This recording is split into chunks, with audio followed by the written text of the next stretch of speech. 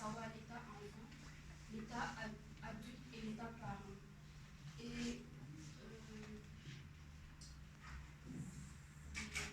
comment vous avez découvert la première? En classe. D'accord. Est-ce que cela a eu un impact? Ça n'a pas suscité une certaine curiosité en vous? Vous voulez faire des recherches, faire une formation? Oui. Parce que à chaque situation, il faut savoir s'adapter.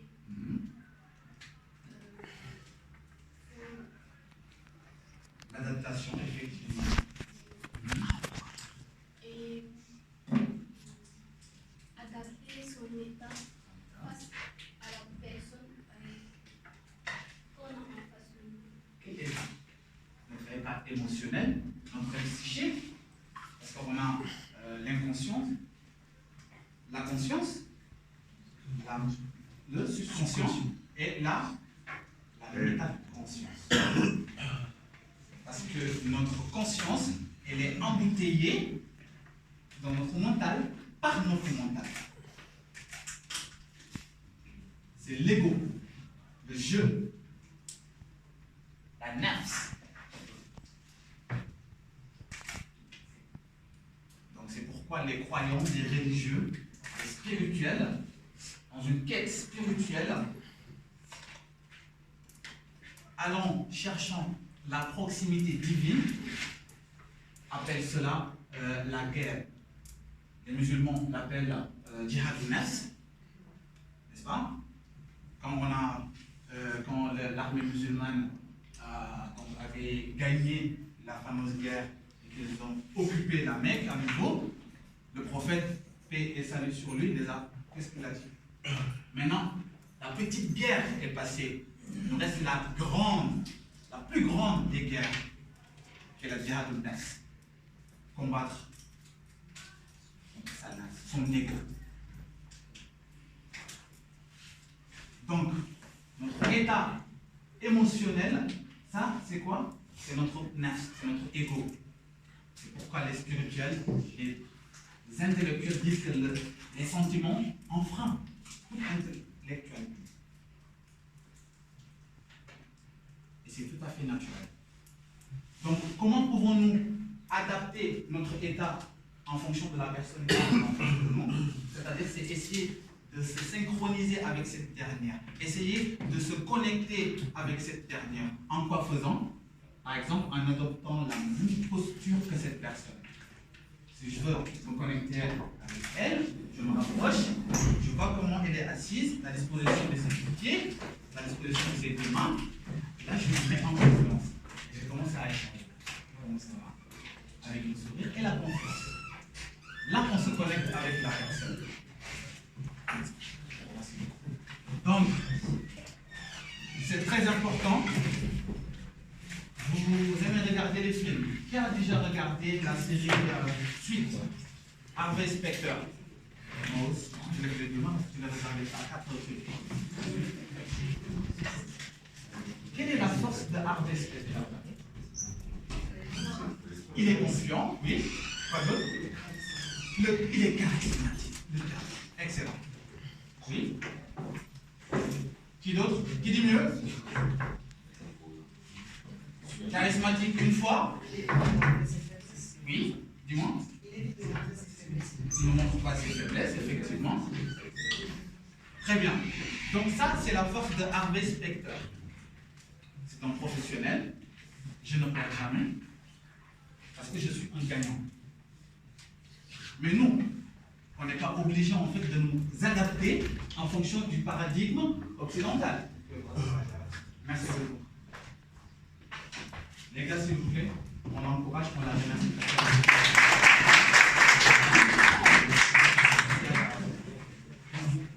Donc, je disais que on n'est pas obligé de nous adapter en fonction du paradigme occidental.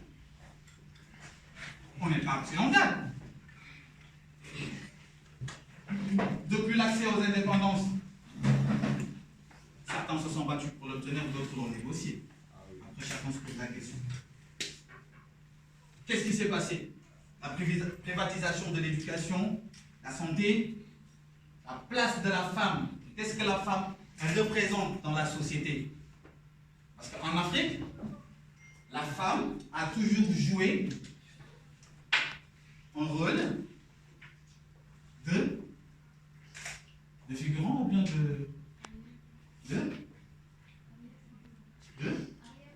arrière-plan en Afrique? Non. Jamais. Jamais.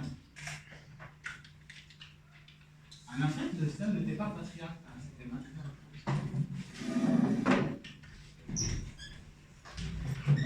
Et ouais. Vous saviez que la femme turque a voté bien avant la femme française? Ah ouais. La notion de liberté, l'art, la philosophie, la religion, la spiritualité, la communication, ça vient d'où? De l'Afrique, n'est-ce pas? À l'école, qu'est-ce qu'on vous a appris? L'Afrique, c'est un continent ahistorique, c'est-à-dire qu'il n'a pas d'histoire. C'est un continent qui n'a pas d'écriture. Alors que c'est l'Afrique, au contraire, qui a civilisé le monde. L'Afrique a civilisé le monde. Vous avez vu les thèses du docteur Shankar Diop, du professeur Théophile Obinga? Vous les connaissez? Non? Oui? Chantal Diop, vous appelez comment? Yann Alex. Comment? Yann Alex. Yann Alex. Enchanté. Chantal Diop. Qu'est-ce qu'il a fait, Chantal Diop? Je sais que c'est un ami. Est-ce que vous pouvez vous lever, s'il vous plaît, comme ça vous nous expliquez? Je connais pas grand chose sur lui, D'accord. mais je sais que il a beaucoup écrit par rapport à la vie. Je pense qu'il a beaucoup apporté dans l'histoire africaine. D'accord. Excellent. Excellent. Merci beaucoup. Oui? Il a aussi, je pense qu'il a aussi montré que, Vous appelez comment? moi c'est Ouedraogo Ahmad Amiti. Il a aussi montré que le premier tome était un noir, je crois. D'accord. C'est ce qu'il a démontré. Carbone 14. Oui. D'accord. La datation. En Égypte. En Égypte. Oui. Donc, il voulait démontrer et prouver que l'Égypte pharaonique était noire. Oui. Là, on parle de. Oui, allez-y. En parlant de Cheikh Anta Diop, c'était un illustre personnage, on dirait, en fait, qui était assez panafricaniste. Son but, en réalité, était de prouver que l'Afrique est d'abord noire à la base, qu'elle est la cause de beaucoup de choses, notamment des événements scientifiques. On parlait d'Égypte, il parlait beaucoup d'Égypte ancienne, de la façon dont les migrations ont été faites. Il parlait aussi au niveau scientifique de comment prouver exactement, comme vous l'avez dit, que les Égyptiens à l'époque étaient des Noirs, parce que c'était très important à l'époque de prouver que les Égyptiens étaient des Noirs. Parce qu'en réalité, tous les philosophes sont partis étudier en Égypte. On se dirait bien que le savoir est européen, on se dirait bien que le savoir est blanc, mais en réalité c'est faux. Et il fallait qu'ils le prouvent.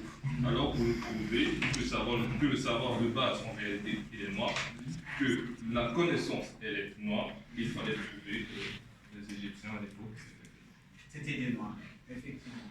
Vu la définition du mot Égypte. Vous connaissez la définition? non. D'où nous vient ce mot, ce nom, Égypte? En fait, c'était en médounéter, écriture hiéroglyphique. Hedkapta. Hedkapta. Le He du Ka de Pta.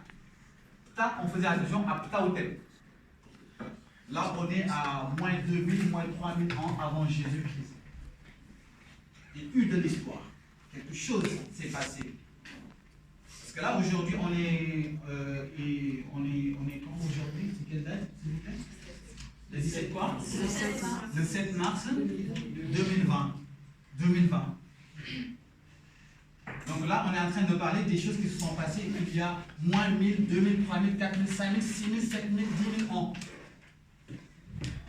D'accord? Donc, le He du cas de Pta, le cas c'est le cas inférieur et le cas supérieur. Donc c'est un état d'esprit vers cette quête de spiritualité et de proximité divine. Là, l'être humain peut se transcender dans la spiritualité africaine, on l'appelle Imaku. Un être Imaku. Si vous suivez le professeur Doumbia Doumbia Fakoli du 3RNA Maya du Mali, le Como du Mali, c'est des associations qui œuvrent pour la réhabilitation de la spiritualité, de la tradition et de la religion africaine. Le Como du Mali, le Vaudou du Bénin, les Mbok-Mbok-Basson du Cameroun. Mais l'Africain, quand on lui dit le Vaudou, il va dire là, je ne sais pas. Pourquoi? Dans nos villages, on dit aux jeunes, aux enfants, si tu voles un œuf, non, tu vas être atteint de quoi? Pourquoi? Pour éviter? Non, pas pour éviter qu'ils volent. Et les boules se reproduisent en fait. Ah. On a toujours eu tendance à faire peur. Par la peur. Et quand l'étranger est arrivé, on a trouvé 3 jeunes bandits, un comme moi et 2 comme peut-être Yakhya et Rodrigo. Et ils sont allés raconter du n'importe quoi. Du n'importe quoi. Et c'est ce que eux, ils ont écrit. Après, ils sont venus, ils ont tué les rois, ils ont tué personne, ils ont amené en mer. Après, ils ont dit, vous n'avez pas d'histoire, vous n'avez pas d'écriture, on est venu pour vous civiliser. Alors que c'est l'Africain qui a civilisé le monde. D'accord? Alors, avant de poursuivre, j'aimerais bien rendre hommage aux femmes, parce que cette journée a été organisée à l'occasion de la journée internationale de la femme. Moi, je dirais que célébrer la femme doit se passer tous les jours.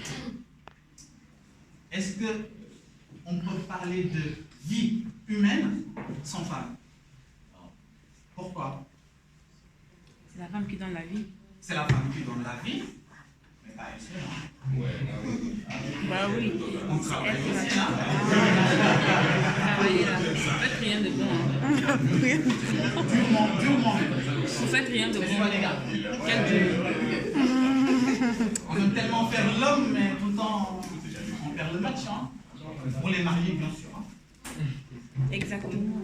Oui, la femme donne la vie, quoi d'autre? Elle éduque les enfants. Elle éduque les enfants. Elle éduque les enfants, oui. Quoi d'autre? C'est tout ce que vous pouvez dire.